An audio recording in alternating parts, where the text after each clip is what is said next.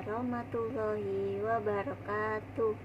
Alhamdulillah, Masya Allah, tabarakallah. Hari ini saya Jili ingin menjelaskan tentang antara ucapan dan perbuatan. Jadi buat teman-teman yang belum mengerti apa sih sebenarnya antara ucapan dan perbuatan. Kalau ucapan itu berarti dari lisan kita yang berbicara. Kalau perbuatan itu kita lakuin. Kayak misalkan kita tahu kalau misalkan sholat itu adalah kewajiban. Ya berarti kita harus ngerjain, harus kita lakuin, harus kita lakukan. Kalau misal harus kita lakukan dan harus kita kerjakan. Kan kita udah tahu kalau misalkan sholat itu adalah kewajiban. Terus ada yang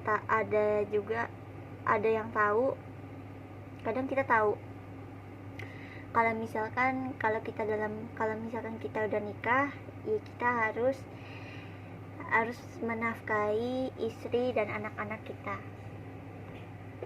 Terus kita juga harus memimpin keluarga dengan baik. Suami harus nafkahi istri dan harus sayang sama istri dan anak-anaknya. Kalau istri tugasnya adalah menjadi ibu rumah tangga, ngurusin suami, ngurusin anak, masak, dan ngurusin berbagai macam keperluan yang ada di rumah, berbagai macam yang dibutuhkan dalam rumah tangga.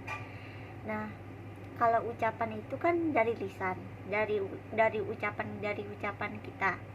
Kalau perbuatan itu yang kita lakukan, kayak misalkan ngerjain sholat, memberikan nafkah kepada lahir batin ke istri dan anak-anak, membahagiakan istri dan anak-anak. Terus kita juga tahu kalau misalkan menikah itu adalah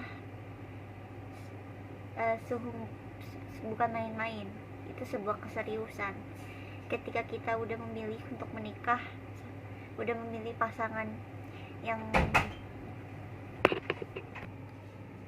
jadi kan kita udah tahu kalau misalkan kita udah nikah, itu kita harus memimpin keluarga, menafkahi keluarga dengan lahir dan batin.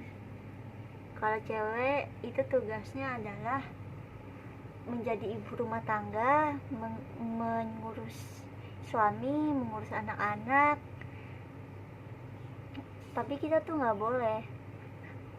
boleh yang namanya nyakitin perempuan. Padahal kita udah nasehatin ke teman-teman kita buat gak nyakitin istrinya. Tapi kita juga tetap aja nyakitin istri kita. Jadi kita tuh harus, ya emang sih kita udah nasehatin ke teman-teman kita, tapi kita harus ingat, kita juga harus nasehatin ke diri kita sendiri untuk jadi manusia yang jauh lebih baik,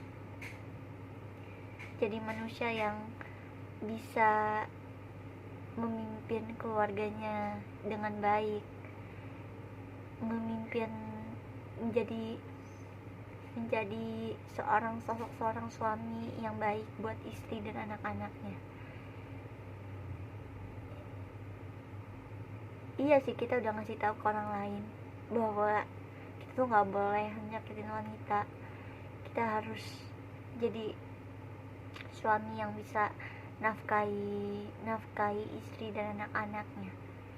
Tapi kita nggak nasehatin ke diri kita sendiri kalau memang kita tuh nggak boleh yang namanya nyakitin perempuan. Kita juga harus menjadi suami yang baik, menjadi ayah yang baik buat anak-anak kita nanti.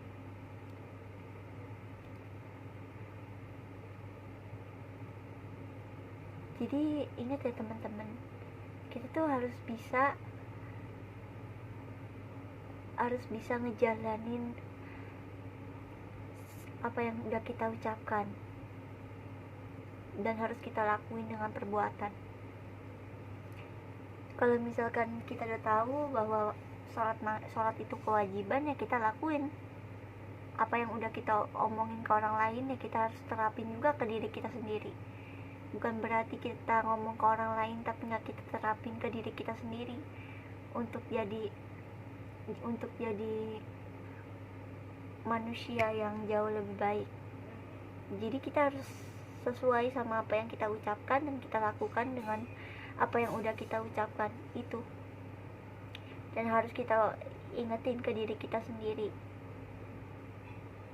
untuk jadi pribadi yang jauh lebih baik lagi. Jadi kita harus sesuai sama apa yang udah kita ucapkan, dan apa yang udah kita ucapkan ya harus kita lakuin dengan perbuatan yang baik.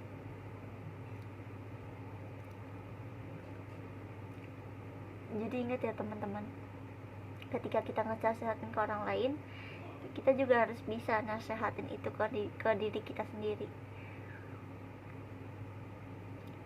biar sesuai sama apa yang kita sesuai sama apa yang kita ngomongin ke orang lain.